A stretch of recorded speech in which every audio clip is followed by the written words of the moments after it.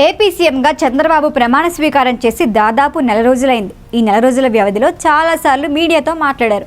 బహిరంగ సభల్లో కూడా ప్రసంగించారు. ప్రసంగాలు విన్న వాళ్ళు, చంద్రబాబు స్పీచ్లు చూస్తున్న వాళ్ళు ఒకటి గమనించారా? చంద్రబాబు ఎక్కడా కూడా జగన్ పేరు చెప్పటానికి ఇష్టపడటం లేదు. 5 ఏళ్ల పాలనపై చెప్పాల్సి వచ్చినప్పుడు కూడా జగన్ ప్రస్తావన తీసుకురావడానికి సీఎం చంద్రబాబు ఇష్టపడటం లేదు. జగన్ ప్రస్తావన చేయాల్సి ఉన్నప్పటికీ అతను అని మాత్రమే సంబోధిస్తున్నారు.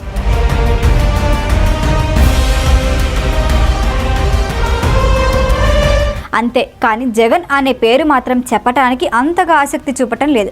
అంతేకాదు, ప్రభుత్వ విధానాలపై ఎక్కువగా మాట్లాడుతూ గత ప్రభుత్వ తప్పులను ఎత్తి చూపుతున్నారే తప్ప ఎక్కడా దూషణలు, తీవ్ర విమర్శలు చేయటం లేదు.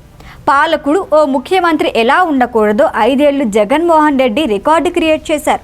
బటన్స్ నొక్కటానికి, ఎన్నికల్లో ఓట్ల కోసం తప్ప జనంలోకి వచ్చిందే లేదు. అది కూడా ఏదో సభ పెట్టి ప్రసంగించి వెళ్ళిపోయేవారు. ఆ సభకు వచ్చే జనాలని కూడా ఐప్యాక్ క్రియేట్ ట్రైన్ చేసిన జనాలని తరలించేవాళ్ళు.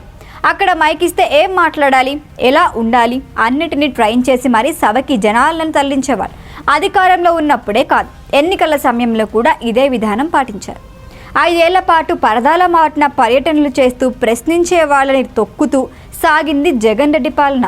అందుకే ప్రజలు చీకొట్టారు. తెలుగుదేశం, జనసేన, బీజేపీ కూటమి ప్రభుత్వానికి ప్రజలు భుజం కాశారు.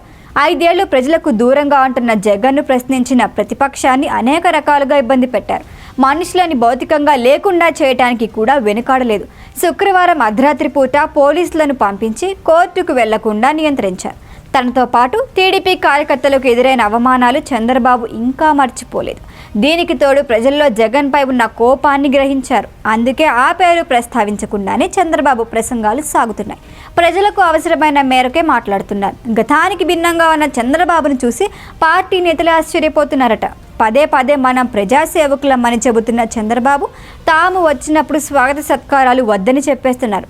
ఎలాంటి కార్పొరేట్ పరదాలు, చెట్లు నరికివేయటానికి వద్దని అధికారులను ఆదేశిస్తున్నారు.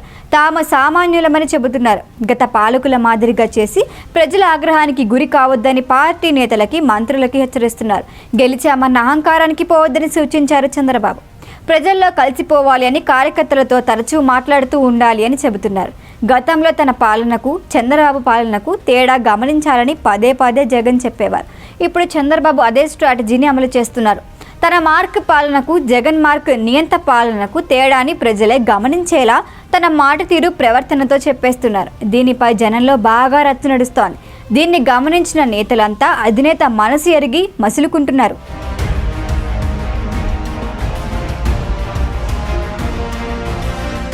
ఈ వీడియో కనుక మీకు నచ్చినట్టయితే లైక్ చేయండి, షేర్ చేయండి, సబ్స్క్రైబ్ చేయండి. అలాగే పక్కనే ఉన్న బెల్ ఐకాన్ని క్లిక్ చేయండి.